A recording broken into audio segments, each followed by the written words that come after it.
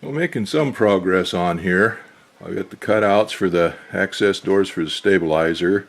I fished out the rudder cables, mounted the stabilizer. Yeah, I was right, I don't have the tail strakes on there. I got those done.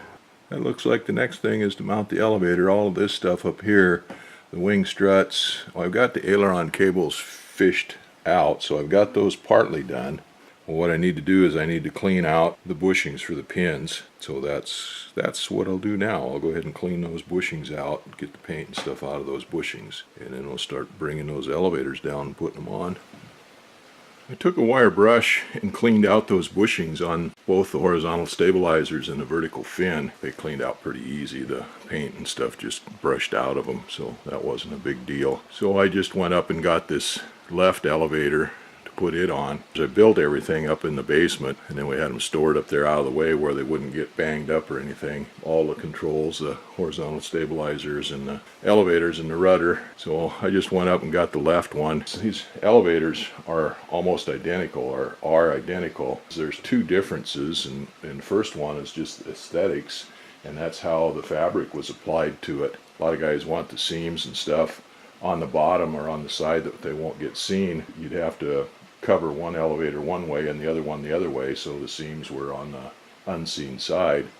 But the main difference on them is where the vent holes are on them, the drain holes. And especially here on these, because I've got the seaplane grommets on there, they stand up pretty good. So you really wouldn't want this one sitting on the right side with those drain holes on the top. Oh, that's how you can tell between the right one and the left one. I'm going to get those pins out. They're just held on with pins that slide in through those bushings.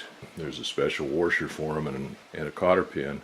On the link, the upper link has a bushing in it that goes through one of the large holes there on the control horn. It goes through that link and goes into the hole, kind of a locator for those control horns. And then you have one bolt that goes through the other hole, and that's a number 3.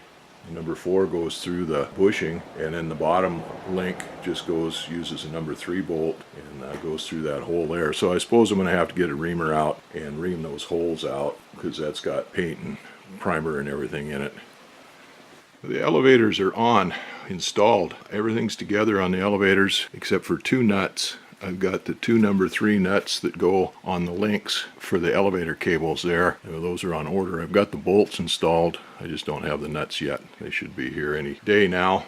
But I got the pins in, the cotter pins in, the cables hooked up. Everything is all set up on a horizontal stabilizer in the elevators. So I guess the next thing is the rudder, and that's going to be a little bit more work because I have to hook up the rotating beacon and the nav light, and I still have to drill the holes for the steering horn on it, the steering arm down on the bottom. Anyway, elevators are on. Starting to look like an airplane now. Well, I'm going to have to clean up a little bit, move some of this crap away from the wall here. I built this hanger around the airplane on floats. Getting around the tail of it was not too big of a deal on floats because the tail is way up in the air. But now it's down here on the stands. It's kind of a challenge getting around that with those elevators on and everything now. I have the airplane slid forward quite a bit from what it would be normally. Normally it would be back even farther than this because the floats just barely clear the doors on there in the front. And so I usually keep it so the rudder's right back against the wall. So to get around here now, I'm going to have to move some of this crap around. Anyway, things are looking good. I got to make the covers still for those handhold covers, but otherwise, yeah, happy days.